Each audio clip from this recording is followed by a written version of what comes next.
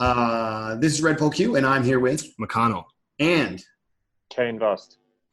Right, and this is the Asia Dating Podcast, where we have the experts from Pickup Asia and Asia Dating experts online with you to teach you about dating and relationships with Asian girls, and mostly Asian girls in Asia or Asian girls that are actually Asian.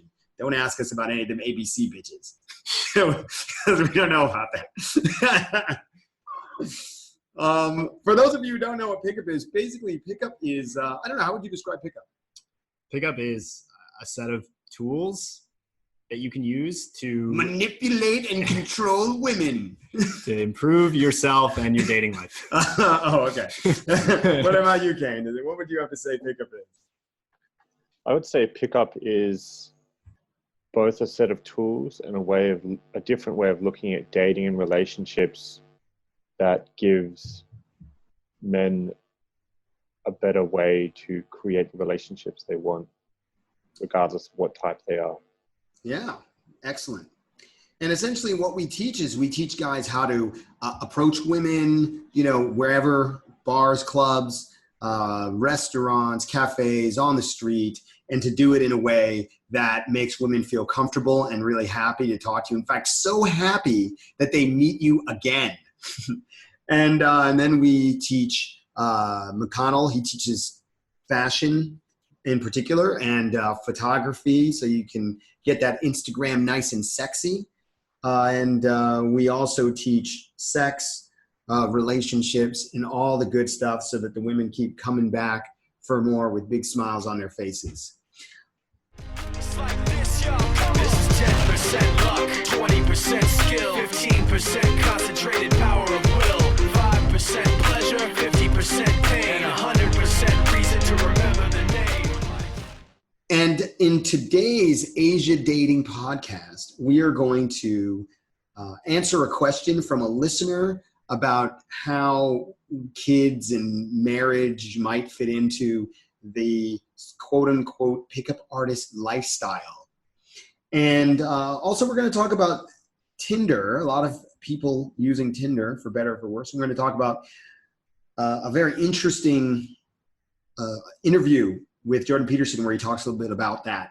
And we're going to give our thoughts on that. And maybe if we have time, we'll close off by talking a little bit or a lot of bit about Selfie, which is a book that we recently read in our book club. Yeah, that's right. We make bitches read. Okay, so let's get started.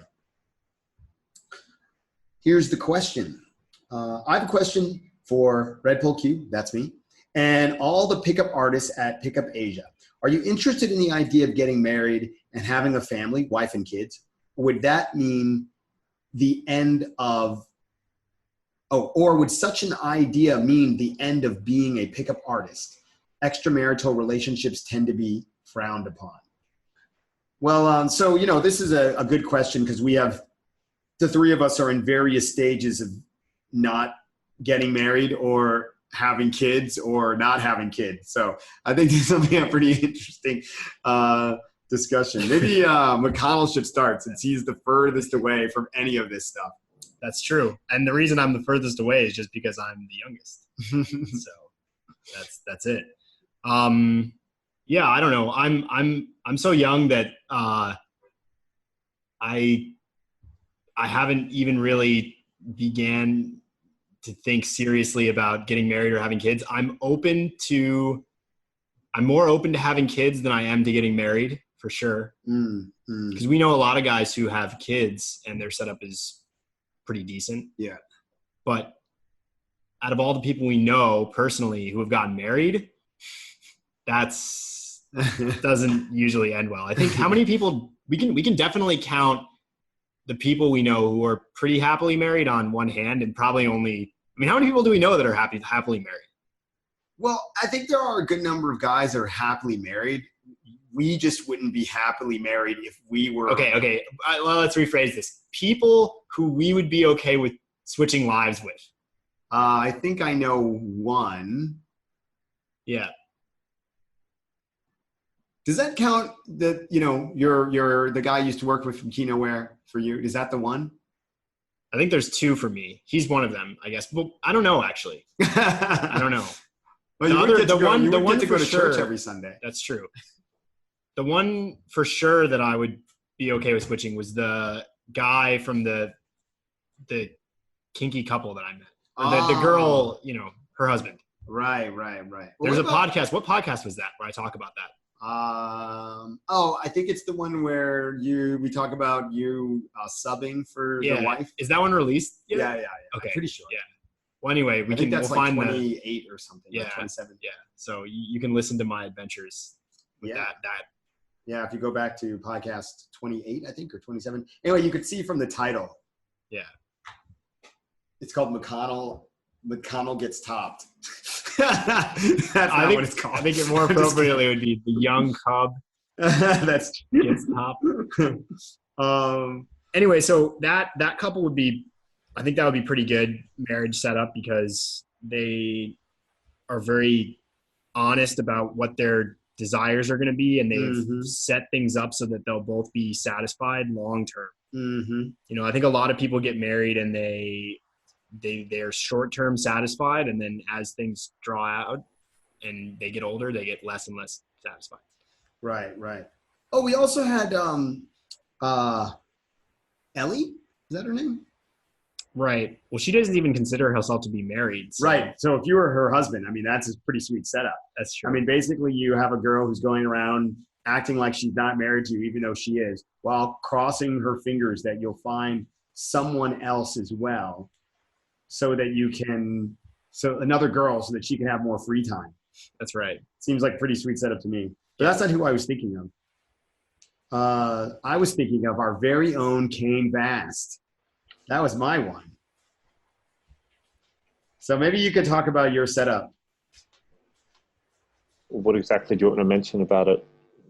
Well, I don't know. I mean, I guess it depends on what you want to mention about it, because that's the question from our guy, right?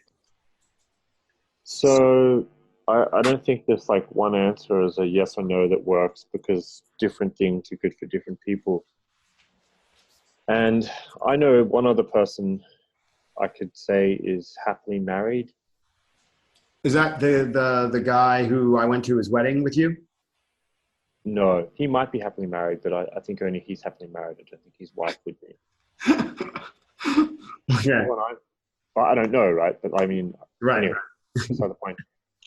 The person I'm referring to is the guy who lives in Australia.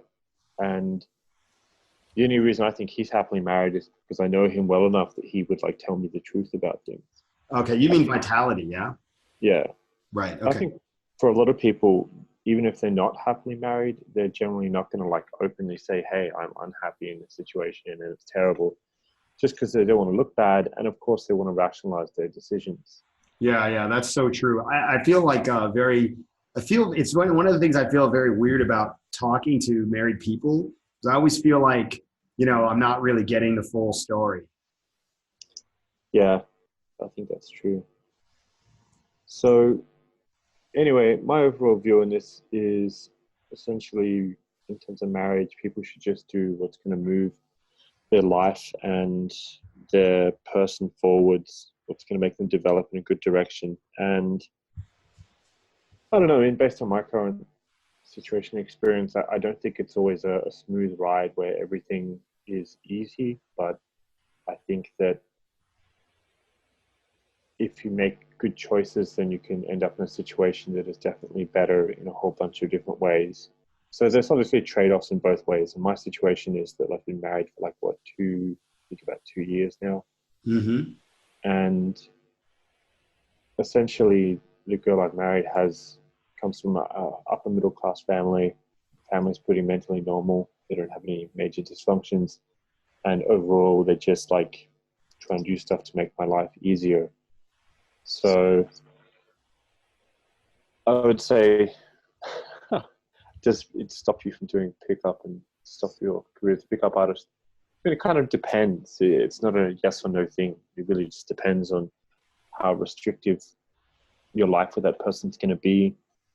I think the way you initially set things up, and also the pressure you would get from the family. Because there's quite a big difference between marrying a Western chick where you probably only see her family a few times a year, or at least aren't as involved, compared to marrying a chick with an Asian family where you're like a lot more engaged because you kind of like join their family. Especially if you're living in their country. Right.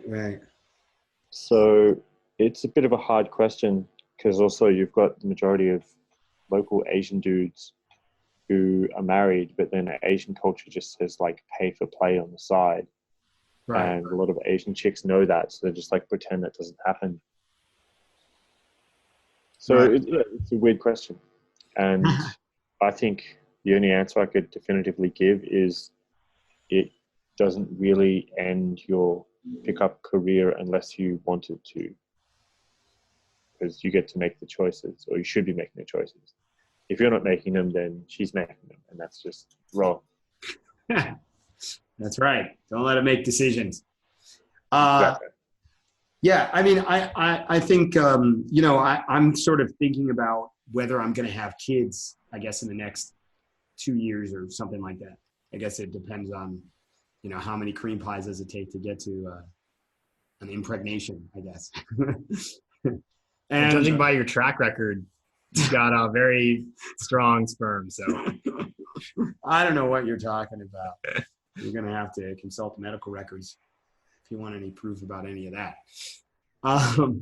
So there's been a lot of discussion about the details of what that might look like. And, and I think this is kind of what Kane was getting at, which is, a lot of guys, what happens is that they sort of kind of walk into the marriage and sort of with, I don't know what they're thinking, actually. They don't really seem to be thinking, period. They just, oh, look, I'm married now. And there doesn't seem to be a lot of discussion that is grounded in reality. There seems to be a lot of discussion of, oh, everything's going to be perfect. So let's assume that everything's going to be perfect and arrange things according to that idea. Instead of thinking, all right, what are all the possible ways that I could end up miserable with this person? And what things can I put in place so I don't end up miserable with this person? And, and I think, because from my perspective, if you don't talk about this stuff in advance, and this isn't only with marriage or with kids, because the guys have this problem pretty frequently, even just in their normal dating lives. A lot of times, so Valentine's Day is coming up, for example, as it turns out. I don't know if this will come out before Valentine's Day, but Valentine's Day is coming up. And there are some guys who are dating more than one girl. And if they wait until February 10th and are like, oh, hey, I'm not going to be able to see you on the 14th because I have some other plans, their girl is going to go fucking nuts because it's 4 days before Valentine's Day. In her mind, she's getting all this anticipation, looking forward to this big night with her man. And then when she finds out that that's not happening, she's going to be very, very upset. Now, if the guy had mentioned 2-3 months before that he is going to not be available on that day, and then before she's even thinking about it, before she's even started to imagine what it might be like, then there isn't a chance for her to be disappointed because she hasn't thought about it yet. And so I think that's one of the keys for having a good relationship, but a good marriage too, is sitting down and talking to your partner about every possible thing that you're concerned about going wrong in the relationship.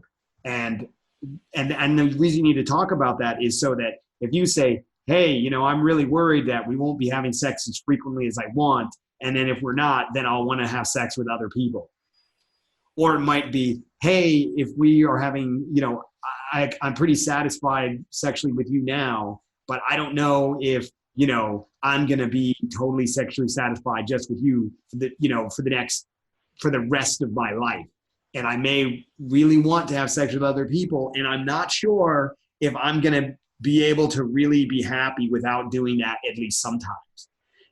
Now, it's not going to be a fun conversation probably, but at least now, once you're married to her, you're like, well, I mean, I did sort of tell you that this might be how I feel about it. And also because you've already talked about it somewhat, it'll be easier to bring up later. At least that's my view. Do you have any thoughts on this, Kane? Because I mean, I certainly have this experience in dealing with girls that I've been dating for long periods of time. But maybe you would argue that it might be slightly different or maybe completely different when you actually are married. Well, I'd say the biggest difference is like, I think the power dynamics are either somewhat different or feel somewhat different. So having that conversation is, of course, going to be a lot harder after you're married because you feel like you're kind of breaking something that actually exists. Whereas like before you're married, the relationship you have isn't as like, I'm not going to say it's not as established because it could very well be more established, but it's not as solid, let's say, because there's not something legal backing it up. There's not a bunch of existing social connections like being a family and all that. So yeah, I think having that conversation early is good. I think that how useful or good or bad it would be, again, really depends on the people and their history of how they communicate. So if you have that conversation and you have like overall a poor history of communication with your partner, they're probably going to freak out and assume that like that means you don't really like them and that you're not happy with them and take it all personally. And it could be a much bigger deal just because they go, oh, well, there's a bunch of suppositions that are supposed to go along with being married and this doesn't match that. So for example, if they think, oh, we're married, it's supposed to be like a white picket fence and a house and kids and everything's supposed to be perfect in all these ways. And then you come up saying, hey, I want to smash another gash. And that's kind of like breaking out of that fantasy or idea that they've got. Then yeah, that could cause quite a visceral reaction.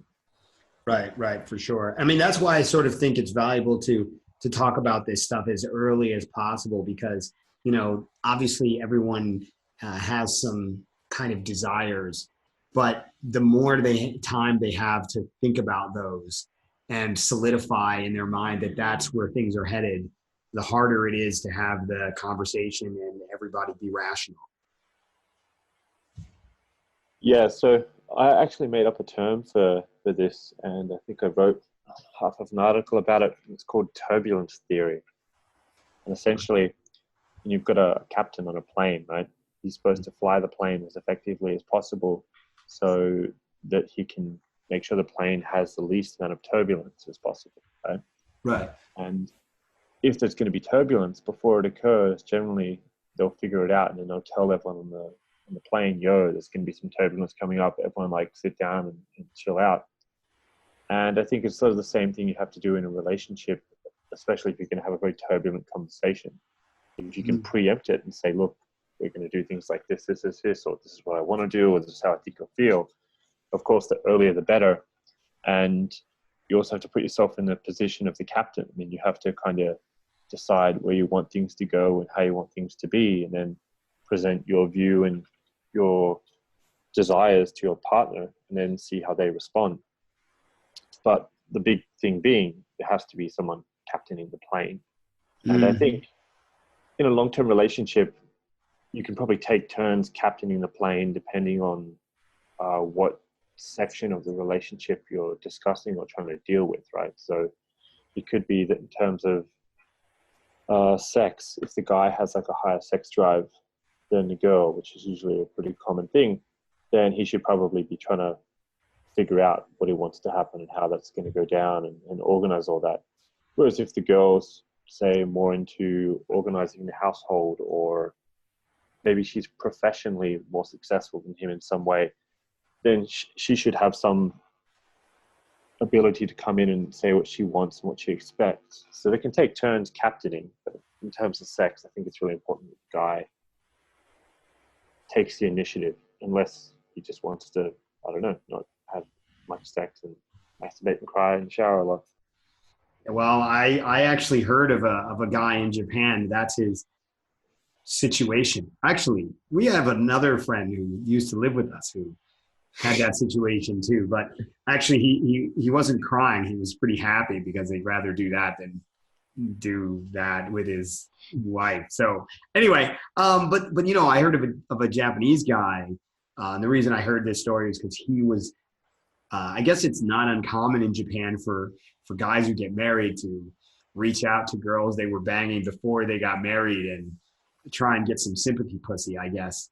And he was like saying that he like masturbates in the bathtub and like cries because his wife won't bang him and she doesn't give him enough money for him to go whoring. So pretty sad situation to be in.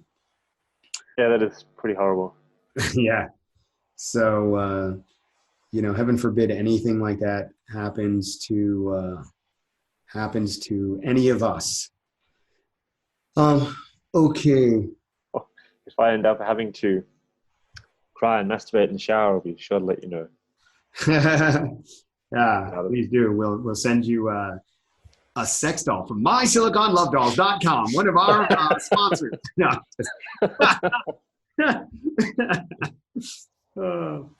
Okay, great. Any other comments on this before we move on to this? Maybe we should insert this thing where we like on that podcast. We're not going to name it because it was terrible, and we don't want to encourage people to listen to that. There was a podcast that we listened to where they had very terrible sponsorship plugs. Yeah, plugs. Really bad. Yeah. Maybe we well, they might already know about it, but maybe we can discuss this. Maybe we should. Yeah, we should do another episode. We should do another episode where we listen to it's a podcast called Call Her Daddy. And have you heard of this, Kane? I don't think so. Well, thank God for that. It's a podcast by two girls in America, and it's just I can't even describe it. But anyway, we should do a podcast where we listen to one of their shows and we comment. Cringe a lot? Yeah, definitely cringe a lot. Yeah, it's pretty awful. So yeah, we listened to one episode and we basically decided that if we go back to America, we're definitely cutting up our nuts or becoming gay. One or the other. It's the only option after listening to that podcast. Yeah. Oh, the girls on the picture of that podcast are pretty hot. Yeah, well, wait till they open their mouths. Yeah. I don't know. Maybe that's the kind of girl that really excites you. But judging by who you spend most of your time with, I don't think so. Anyway, but yeah, that could be fun to talk about. It's like supposedly this huge phenomena in the U.S. right now. So yeah. But anyway, okay. Well, let's move on to talking about My Silicon Love Dolls. Now, let me tell you guys. A lot of love dolls, they just don't work the way you want them to. It doesn't feel like a real girl, but these love dolls. We had a friend who used to run that site. So it is a real site, or at least it was. I don't know if it is defunct now. But and for a while we had Yumi living with us. Yes. One of the top models on from Silicon Love Dolls. And so she used to spend time with us at the house, keep the ladies company when they would come over, cooking, cleaning. Right. All that shit. Okay, so there was a very interesting interview with Jordan Peterson on I guess it's a show called Femsplainers, and originally Kane sent it to me, and I didn't watch it from the beginning. I watched it from the part where he sent it to me, and in it they're talking about Tinder and some of the things that he sees as it being negative for men. And he essentially says that with Tinder, the cost of rejection for men is zero and it's private. So there isn't that kind of the chance of public humiliation. I mean, I guess she can screenshot it and post it to the internet, but, but it's nothing like getting rejected in public. Right, exactly. When you're doing pickup, cold approach pickup. Right, exactly. So yeah. So what do you guys think about that? Maybe Ken wants to go first. So, yeah, I mean, I think it's a very interesting point that he brought up, and that it's probably unavoidable. As technology improves, we're going to find less risky ways to do things. Now, I think there's probably both some good and some bad in it. Do you want me to start going over what I think is good and bad? Definitely.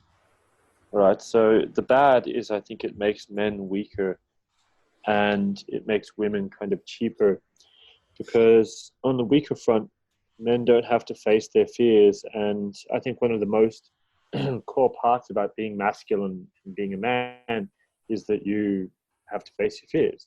You have to go on some sort of hero's journey and kind of fight off the weak parts of yourself to become stronger, like we would love to see in whatever Marvel movie or Lord of the Rings. So it kind of helps people circumvent that, and then it makes women cheaper because there's no difference between the women that you're meeting. If you have 20 girls match you on Tinder and 10 of them are down for you to just like meet and bang, really, what's the difference? You won't know until you've like banged them at least a few times, and that's assuming maybe you spent some like real time with them outside of banging, doing other stuff. But for most guys, I think if they're getting like bangs, lots of random bangs from random girls, they're probably going to go, well, this is great. Why should I bother like going on a date with this girl and spending time and money? Because that's like more effort when I've got some new girl who's just going to bang me again. And that's generally more enticing because of the validation it gives people, the chemical reaction in their brain, etc., etc. So girls kind of think that they've become more empowered by this sexual revolution and that Tinder fits into that. But actually, I think it's pretty bad for them because they're not more empowered now. They're just like cheaper in the eyes of a lot of men. Right. And I think that part of that is, that pretty typically, even more so than in public, that one of the things that happens is that women, because Tinder is so easy in a way, women end up sleeping with guys that they probably wouldn't normally end up sleeping with because the guy wouldn't bother to take them on a date because he's just, they're not good enough for him to take on a date. But, if they'll just come straight over, he's like, yeah, why not? And so I think this is contributes to the cheapness factor where women, I think, have more opportunities in this regard to feel bad about themselves because, they basically end up with these guys who they have very little power over. And that's just typically not what happens in a normal dating situation. Yeah, so you've got like lowered reputation cost and increased access to, let's say, the more attractive guys. And I mean, I happen to know one guy in particular who's, I think, pretty attractive to most girls, and he gets threesomes pretty regularly off Tinder or the equivalent here in China. He gets girls hitting him up, multiple girls a week who just like meet him and bang him. And for these girls to do that, I mean, it's fine if girls want to do that. That's their choice. I'm not here to tell girls one thing, one way or another in that regard. But the problem is, I guess, that it means that a lot of the lower end guys are less likely to be able to get girls because they will have a lot more access to the high end guys. So the high end guys are basically still winning. They're just winning even harder now because the access thing's gone up. With the lowered reputation cost, girls then can go and do the dirty bird stuff that they all want to do, which I think is fine for them to do if it's not costing them other things. And as we all know, for women, they're basically like a ticking time bomb. By the time they hit the wall, they're just done. Maybe you want to explain what you mean by hit the wall, because there might be people on who don't know what that means. So essentially, when a girl gets older, let's say, depending on how much sunshine, alcohol, and bad food she's been subjected to, but when a girl hits somewhere between about 27 and 32, maybe a little bit older than 32, she goes from looking like a young, good-looking girl to looking like old. And that's comparatively, because if you go and get a 28-year-old girl and you compare her to an 18-year-old girl or a 20-year-old girl, most men are going to find the 18 or the 20-year-old girl more attractive. Now, some will tell you they won't, but they're generally either they're saying that they're attracted to her personality, which very well may be true. Right? There are some attractive things about people's personalities, and 28-year-olds had more time to develop her personality compared to an 18-year-old, but you can't discount the physical look, the appearance. So you've also got more baggage, I guess, when you're 28 compared to 18. Yeah. So, yeah, the wall is when you get to be very late 20s, early 30s, and you start looking comparatively not very attractive to, say, a 18 to 20-year-old girl. Right. Yeah, exactly. And because of that, you have sort of reduced mating options. Yeah, and the funniest thing about this is when you hear various people, feminists, etc., going, "Oh, well, it's that men are just immature. They should want someone who's confident, strong." And it's like, okay, well, we'll just go with biology on this one. Yeah, it's funny. There's a lot of, it's no different than guys, wishing that girls liked guys that were different. But the thing is that guys understand that just isn't the way it is. And they're just like, okay, well, that's not the way it is. And I'm going to try and either I choose not to try, which many guys do, or they're like, okay, well, let me work on what I can work on and, get the best that I can get. Right. It's like, there are plenty of guys in our community. No matter how hard I try, I'm never going to be as young and handsome as them, or as tall for that matter. Or as white, if that is a factor that matters for that particular girl, despite what people may think about Red Bull Q. But it doesn't. It's more like, well, what are the factors that I have control over that I can work on to maximize the output that I get? And and so that's much. I think guys are much more comfortable with that idea. Now, arguably, men have more levers that they can work on than women do, but I also think that women have a lot more power from the very beginning. They just often don't deploy it well, I guess you could say. I think certainly there was any number of women that I dated that could have locked me down if they had known what to do, and there's probably a few that McConnell has met that could have locked him down if they'd known what to do, too. But yeah, so okay. So then one of the things that I was thinking when I listened to this is that he was talking about how it's negative for men. And he also talked about something that you pointed out, which is this idea that the cost of sex is very low, and that's maybe not in women's interest for the cost of sex to be very low.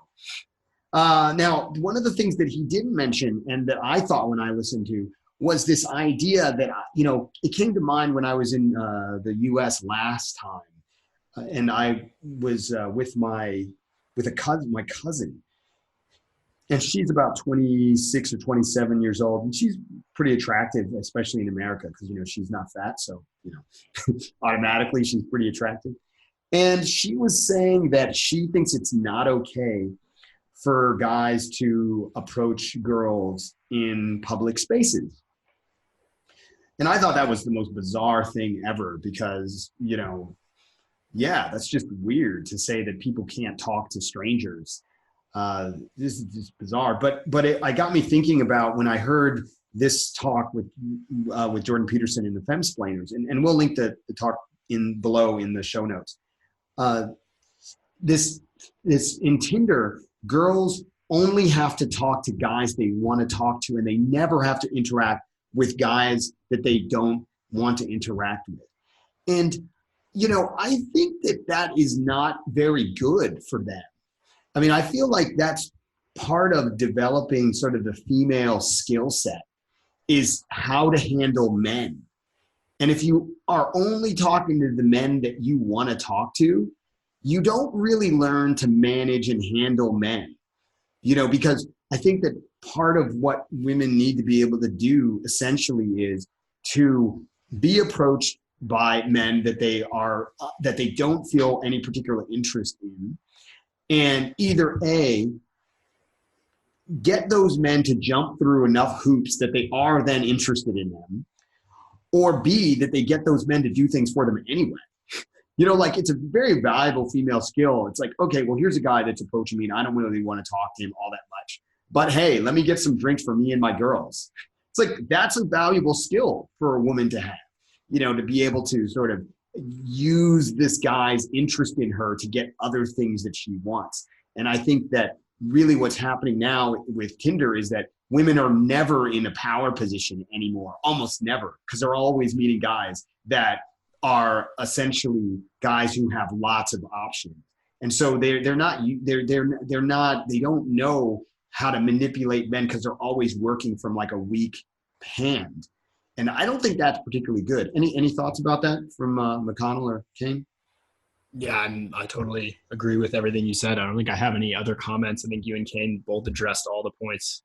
Do you have any examples of, you had an interesting Tinder experience, I don't know, several months ago that maybe is a good illustration of this with the girl who was leaving.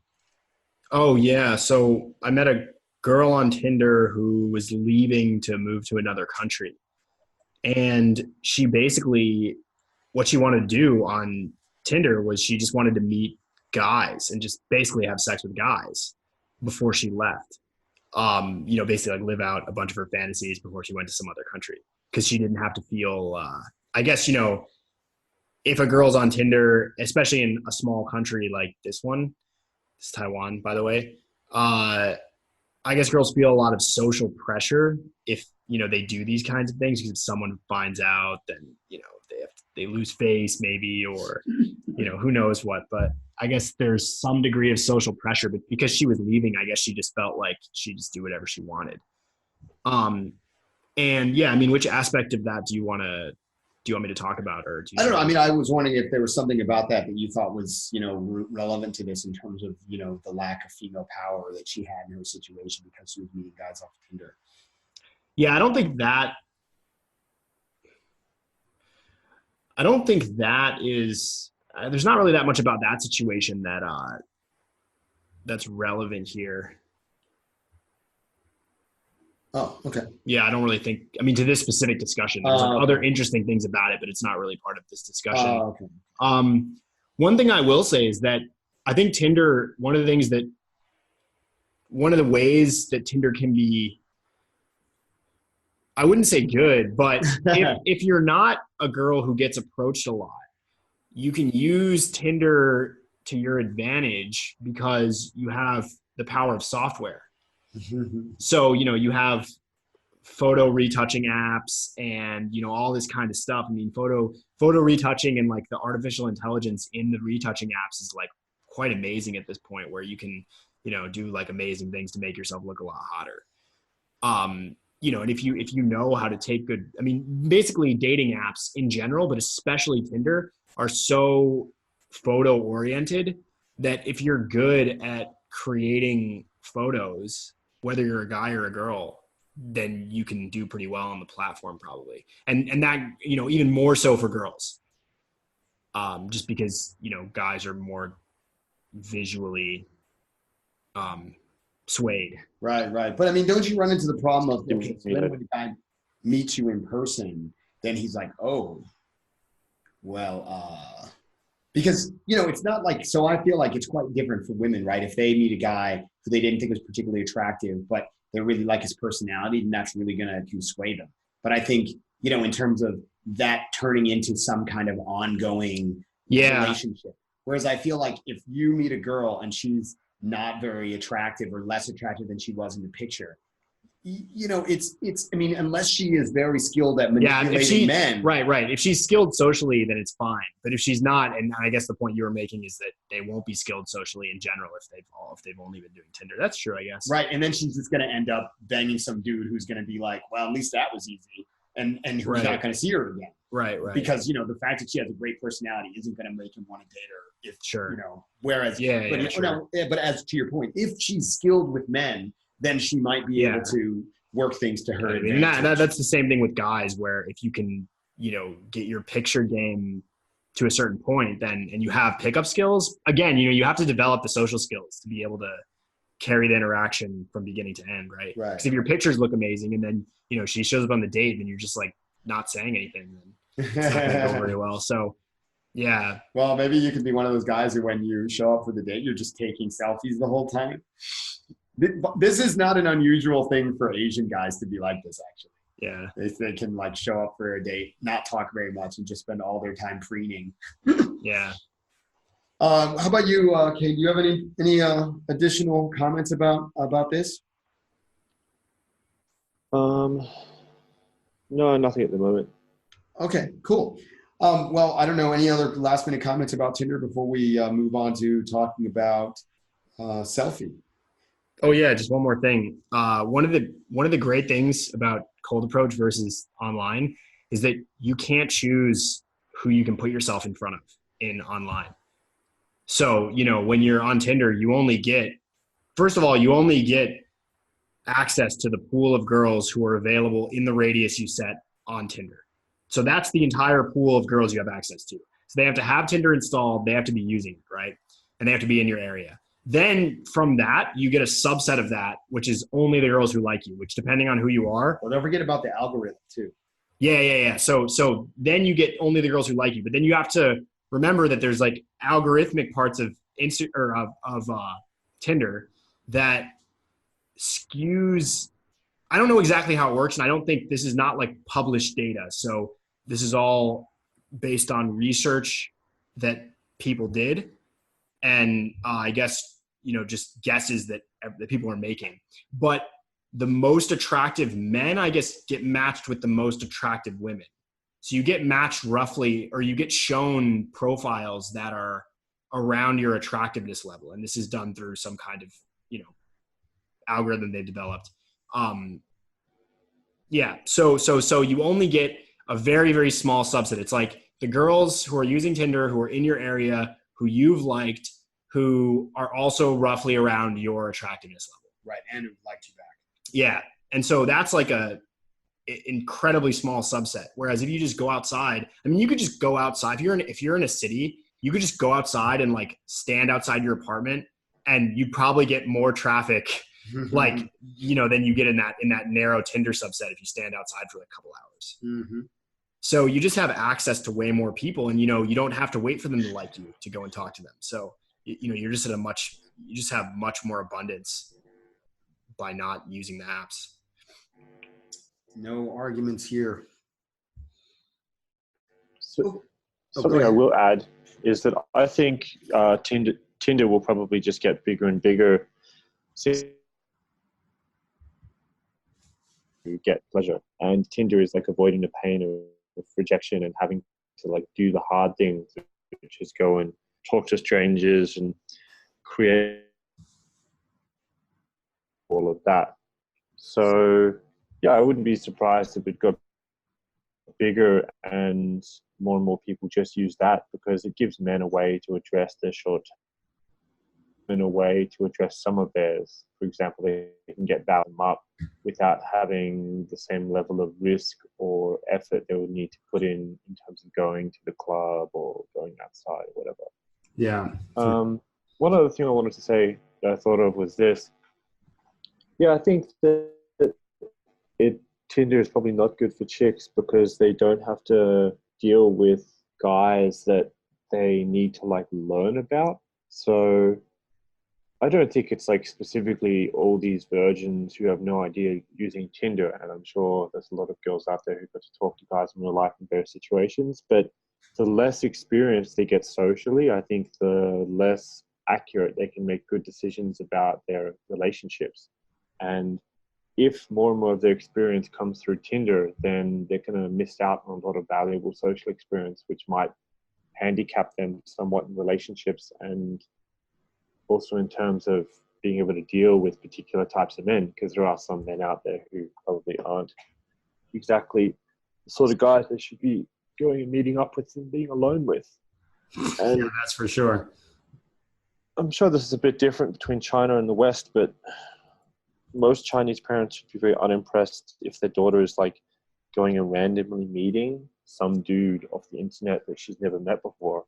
And it would be like really, really unsafe to go and do so. Now, yeah, I think it's probably pretty unsafe regardless of who you are. But as a guy, at least, unless there's a whole bunch of people trying to like pin you down and take your kidneys or something, generally you're going to be able to handle yourself a lot better than a woman would because you're bigger and stronger. So yeah, it's just an interesting thing. Yeah, I do find it pretty odd that, guys can meet some girl on the internet and this girl off of Tinder and this girl will come straight to their house. It's pretty bizarre when you think about it. I mean, it is pretty dangerous.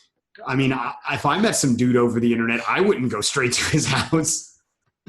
And you know what else is funny? I mean, like I don't think, would you feel very comfortable going over to some girl's house that you never met?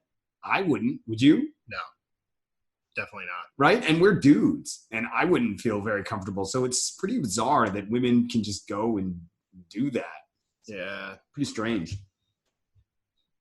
I mean, I think it kind of depends. There's no guarantees, but you can kind of like look at the person and go, all right, well, I can make some assumptions here that have an okay chance of panning out in some sort of non-homicidal way. Well, yeah, I mean, no doubt. I mean, the fact is that, probably, 999 out of 1,000 times, nothing bad will happen. Yeah. Right. I mean, realistically, yes, the chance of something bad happening if I went over to some girl's house that I met on Tinder, the chance of something bad happening is pretty low. But that 1 in 909 or 1 in 1,000 times, it just seems like, not worth it.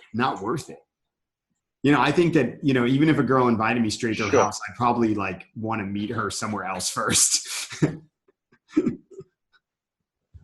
Yeah, because it might be like a reverse Buffalo Bill situation. A reverse Buffalo Bill situation? What is this? You've seen Silence of the Lambs, right? No, I never have. Oh, okay. There's only one Hannibal I'm interested in. So Buffalo Bill, as far as I remember, he wanted to make an outfit of some sort, and he needed human skin to do so. So he went and caught himself a bunch of fat chicks, and he locked them in a pit that he had somewhere. And then he would make them put this lotion on their skin. He would like hose them down. So he would lower this lotion down in the bucket and he would say, "It puts the lotion on its skin," and then like hose them down and they didn't do it. And there was actually a song about this called what? I don't know if it's called the Lotion Song or God, I can't remember the name. It's a really good song actually. It's like really, really well done. But anyway, that's roughly who Buffalo Bill was. Okay, great. All right, so all you Tinder folks out there, look out for anyone named Buffalo Bill. It may not be a joke. Okay, all right. Let's close off by talking about the book Selfie, which we did in our last book club call. So maybe you should start, McConnell. Okay, sure. What do you want me to mention about Selfie? Okay, well, maybe I'll start by explaining what the book is about. And so Selfie is a very interesting book, and it actually relates quite a lot to what we were just talking about in terms of the modern experience of relationships or getting through life, basically. So Selfie is a relatively recent book, and it charts the history of the idea of the self in Western culture. And so it starts off saying that essentially the root of Western culture is the Greek city-state, Aristotle, Plato, and starting from their kind of thought. And it says essentially that in Greece, you needed the idea of individualism developed because of the ability of people to move to rather relatively isolated cities. and to farm on relatively isolated plots of land.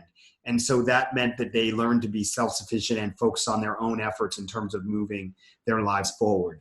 And there was this idea of perfection of the self leading to greater success, whether that was in terms of making money, whether that was in terms of what was considered to be success in those times. You know, there were a lot of the Olympics came from that time, and so people competing with one another. And so there was this, idea of reaching some sort of perfection. And so it says that essentially at the heart of Western culture is this idea of perfecting the self. And while that has morphed and changed in terms of how that's accomplished, it's essentially the same. So in the Greek period, it was about competing in various games or in war with, other city-states. And that was what would lead to greatness. In, let's say, the medieval period, it was about going to heaven and perfecting your inner self and being pure and not sinning and all that sort of thing. And so, and the methods for that, well, there were various methods for that at various times. And, and then now, or in more recent times, it's about the self-actualization and the idea of becoming your best self, whatever that might mean. And so this book is talking about how there's this, how we don't have how our sense of self is largely constructed by the stories that culture provides us about what people are like or what people should be like, and also from the experience that what people reflect back to us about us. So, if people are very friendly to us, for example, or if people are very hostile to us, then that will change how we see ourselves. So that's the kind of a broad outline of the book. I don't know. Do you have anything you want to add? Yeah, I think that's a pretty good summary. Okay. So, we had a 4-hour discussion about this book last week. And granted, there was a lot of things that had nothing to do with the book. That's true. So what were some of your thoughts about the book and why it was valuable to read? Well, one of the most valuable things was the author talks a lot about perfectionism throughout the book, both in the beginning and then I guess again at the end, and to varying degrees in the different chapters. And it's pretty interesting because back in like the Greek city-states at that period of time, people were only interacting with other people who were in their immediate physical environment, right? So maybe they would travel and they could interact with, more people. But even then, there was the population of the world was only so big at that time. So even if you did travel, you weren't going to run into like a massive amount of other people. Right. And then, as history has progressed, the global population has gone up and it continues to go up. And now we have access to the internet where everyone is basically, available. And you have all these people who you can compare yourself to. So before, you wouldn't be comparing yourself to that many people. And they would all be people who were in your region. So, you were likely very similar. Right. But now, you can compare yourself to the best people ever.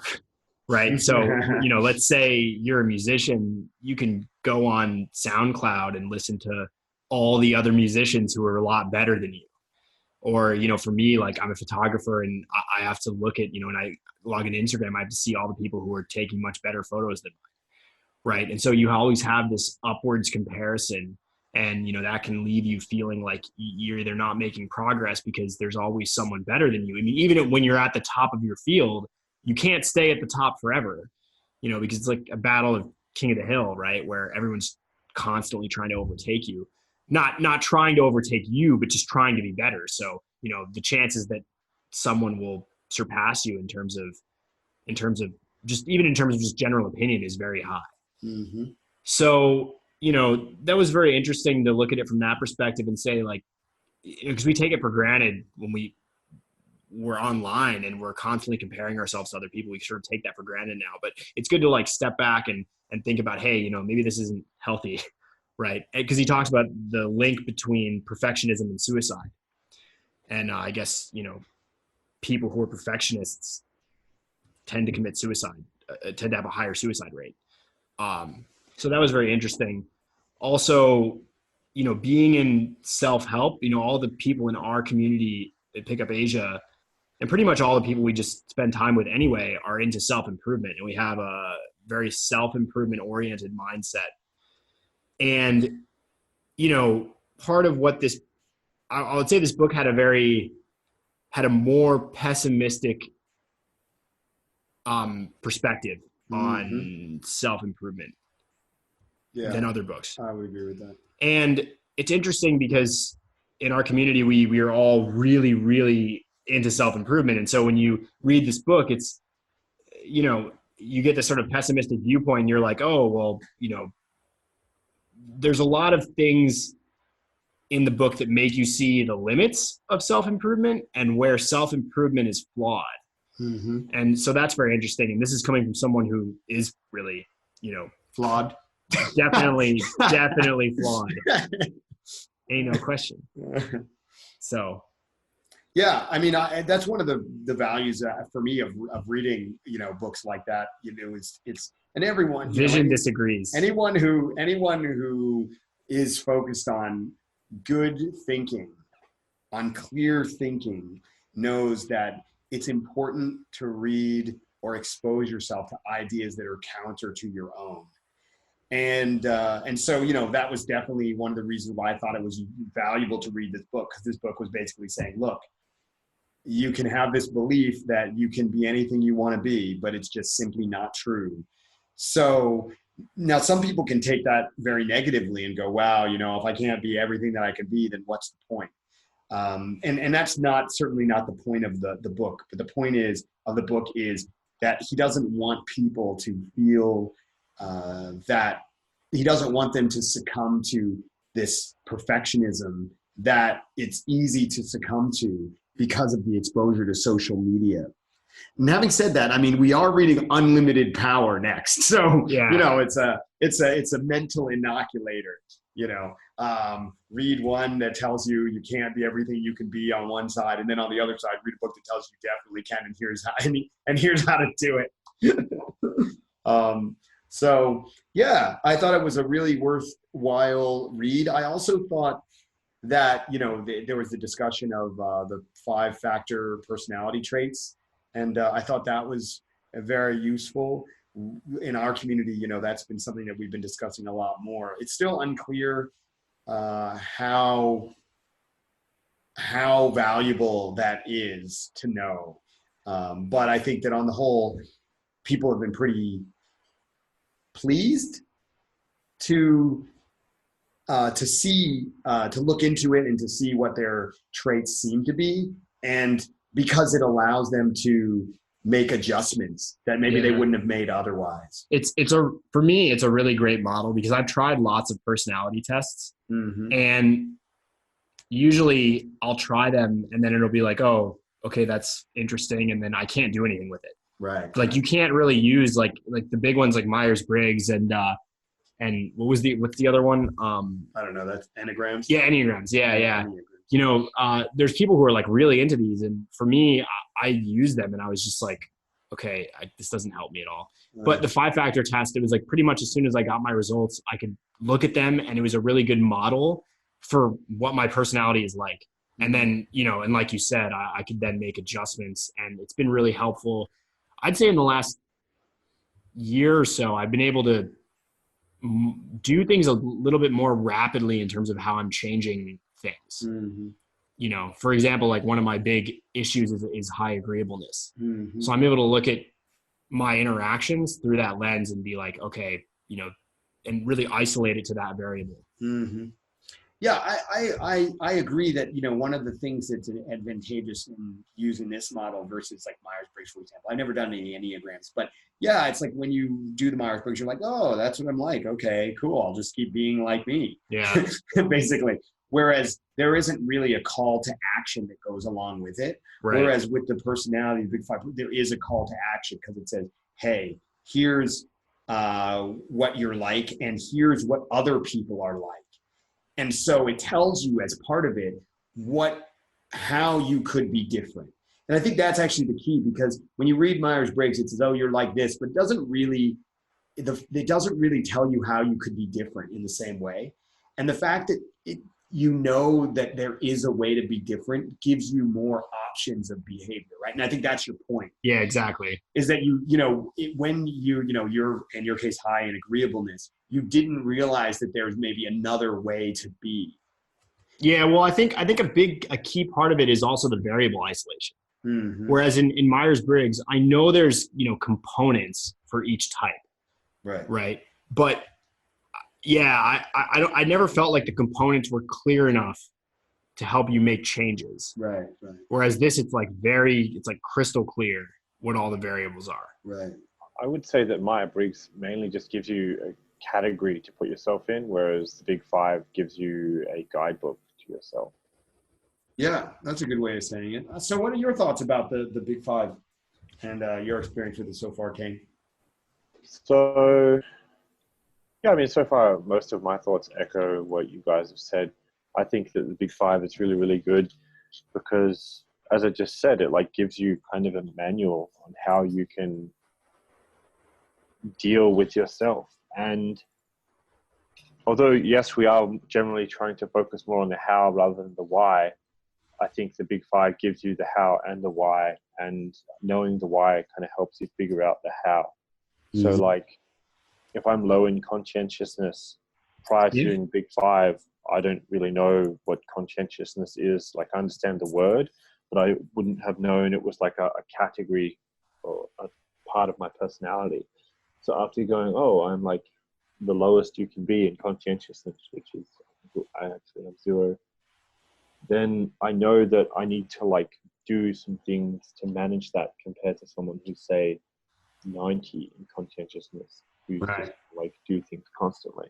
Mm-hmm. So I think that it is pretty useful because, and I don't remember where I heard or read this, but basically the Big Five, the difference between it and the majority of other personality tests, and why the Big Five is so revolutionary in a way, is that prior to the Big Five, all these different psychologists and therapists and people like this, they had various ways of measuring a personality, but no one ever really agreed upon one model. So everyone had all these different weird models that measured different parts of the personality.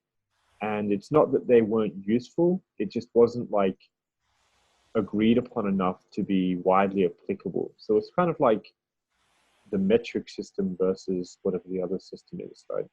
Mm-hmm. Mm-hmm. In various parts of the world, they do use different systems, but you've got enough people agreed to use one system that they can then communicate with each other about how much something weighs or how to measure something. So I think it's basically the same thing. And I'm pretty sure it was an article I was reading, but that was the point they were making. The Big Five was the first thing to really come out that they can all agree upon is all right, this is what our personality is made up of. And now that we've got an accurate way to measure these things, we can more clearly figure out how to best adjust them to get a better life, better results. Mm-hmm. So in that way, I think it's really, really important, both in terms of being able to use that for yourself and in terms of being able to understand how other people work. Because without something like that, then women are just crazy. And that was my view for a long time in my life, right? And then especially once you get something like the Big Five, you can go, okay, well, they're crazy, but now I can measure the craziness and figure out how to deal with it effectively. So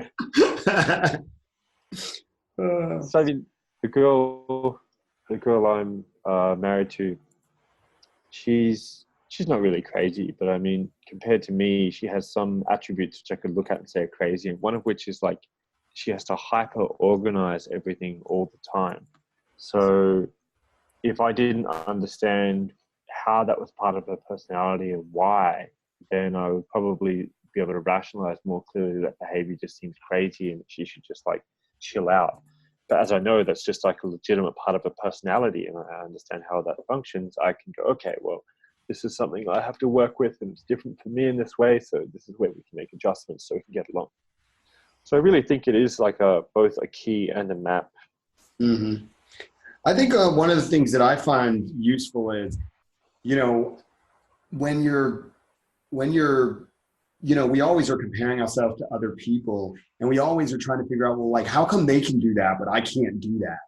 And, you know, I think the big five goes, oh, that's why well, I shouldn't say I can't. That's why I'm not. Yeah, definitely. That's why I'm not doing that. Oh, that makes sense. That's why, you know, they can do things in a certain way. And when I try to do it the exact same way, it doesn't work out for me.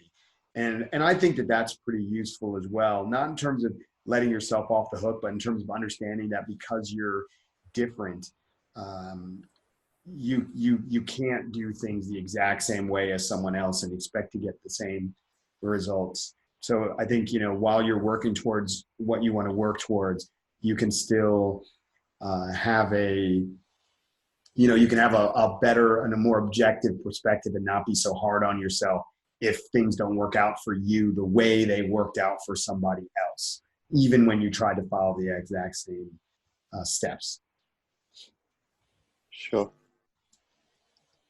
So, you know, for those of you who aren't familiar with the Big Five personality test, one place you can go and do it. There are some free versions, and you can do those too if you want.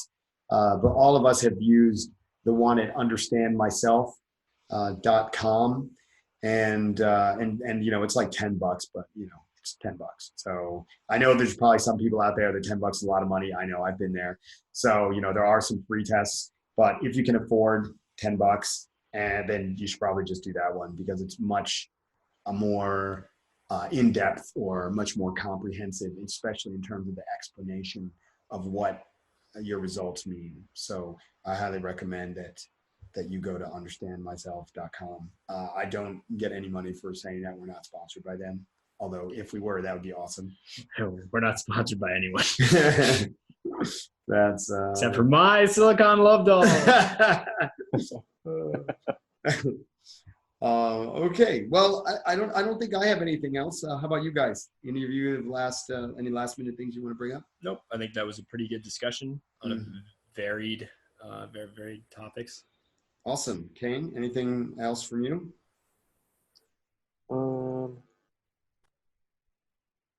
I mean, just a last comment on the major thing we discussed. Like with the whole Tinder enabling guys to avoid feeling the pain of rejection. Yeah.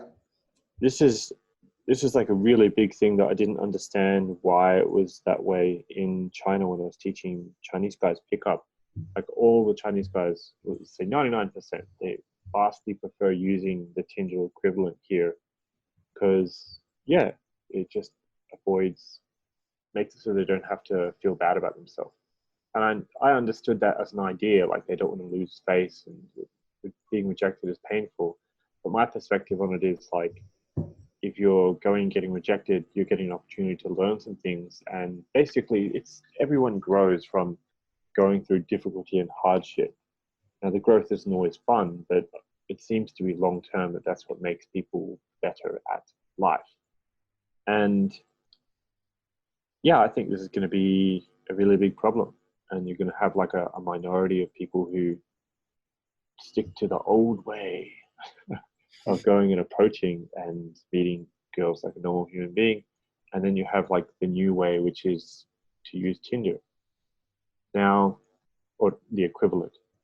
Now, for anyone who's listening who is using Tinder or Tantan or any of the equivalent, I don't think it's really a question of like use one or the other. I do think that if you just use one, you're probably letting yourself down a bit. And if, let's say, you are just approaching and not using Tinder, then you're probably slowing some of your progression with girls anyway, because if you did both, then maybe you'd get more girls more quickly, you'd get more experience and learn things more fast.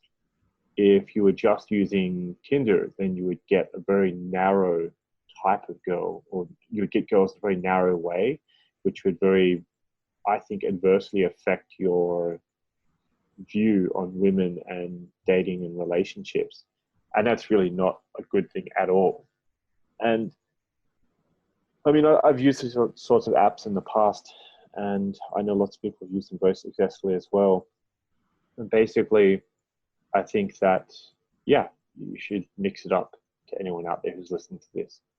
And at least do 50-50, if not like make your approaching and real pickup, say 60, 70, 80%, and Tinder somewhere around about 20% is probably the best way to do it. It should be a supplement, not the main way that you meet girls. It definitely should not be the main way. I have to say that I personally disagree with Kane on this one, where I think that it's perfectly fine to not use Tinder at all. I do think it's valuable to at least get on there and just see how it works, so you know what people are doing, because that's part of the dating world, and so you should know about it. It's kind of like if you never went to a club ever and never did any approaches, and you only met girls at like malls, like that wouldn't be very good. You should go to a mall at least sometimes. And maybe that's what Kane is meaning too. I'm not really sure, but if you have the experience of using it and you kind of know how it works, I don't think you need to spend more time than that on it. But that's my perspective. We don't have to agree. Yeah, I mean, I just think that different people are going to do different things. And let's say if you've got a guy who's like got lots of social anxiety and not much experience with women, they could benefit from using Tinder and getting to go on a few dates. Let's say if they started using Tinder and within a month they got to go on like 2 or 3 dates, 4 dates, right? Whereas because of their various issues, by a cold approach, they wouldn't get the same few dates for maybe 3 months or 6 months. There's probably some usefulness for them to go and use Tinder as like a shortcut, but it comes back to the same thing where it's still not like a good idea to use it as a main way of getting girls. So I guess that's really my point. Yeah, we had a guy who did a boot camp with us here in Taiwan, and in 2 months, he had banged 16 girls off of Tinder. And he decided to do the boot camp because he was so fed up with how trash the girls he was getting were. Even though he like closed like all of them, full close, as in had full close is pickup terminology for sex, for those of you who aren't familiar. And sometimes we say closed for short. So he closed 16 girls in like a month or 2 months or something. Yeah, and remember he was just like, after he banged some girl who just smelled really disgusting and he thought she was disease, that's when he was like, I can't do this anymore. Thank God. So, I mean, if that's what happens to you from trying Tinder and you realize that it's just really taking you into a very dirty place, then it can be to your benefit. But I think there are plenty of people who just get caught in this cycle of just having sex with girls that they don't feel very good about and they don't feel very proud about, but because it's so much easier, it's they just do that. And I think that's a real danger of Tinder. At least if you're gonna go for these really unattractive women in cold approach, you really know how bad they are when you're talking to them. You can't fool yourself like you can on the internet. Like, oh, maybe she looks better in person. What was that, Kane? Have you seen the picture? Have you seen the meme of, I think I'm going to try Tinder, and then it's like 1 hour later and it's got some guy in the mud, covered in mud, jumping on top of a pig that is also covered in mud. Yeah, that's a hilarious meme. Yeah, I think that one's really funny. I think that's pretty accurate in some ways. Pretty in some ways. Well, for those of you who are Mr. Right, anyone who's Mr. Right Mr. Right doesn't have that experience, but that's what the rest of us have. So anyone who's listening who wants to find that meme, just go to Google and type in Tinder pig meme, and on images it comes up as the second result. Well, we'll also put it in the show notes just below, so you can go and have a look there, and you'll be able to find it. Yeah, we will grace our page with that meme. All right, any last words from anybody else? Nope. Yeah, one last thing. Anyone who's listening to this, go to YouTube and type in Pick Up Asia and go to our channel and watch the videos I'm posting. I'm going to be posting a lot more videos, and I posted a bunch of new ones just like in the last day or two. So go and watch them and let us know what you think. If you have any requests. Yeah, great. Awesome. I'm looking forward to seeing them too, because they're brand new, so I haven't had a chance to see them yet. And also, if feel free to go to our page and put in a question. We have a comment box there for you to put in a question that you might have that you want to hear on the show. So put it in, and yeah, there you go. All right. Well, thanks for joining us. Thanks for joining us from Shanghai, Kane, and thank you, McConnell, as well. Yep. And we'll see you guys next time. All right. Later.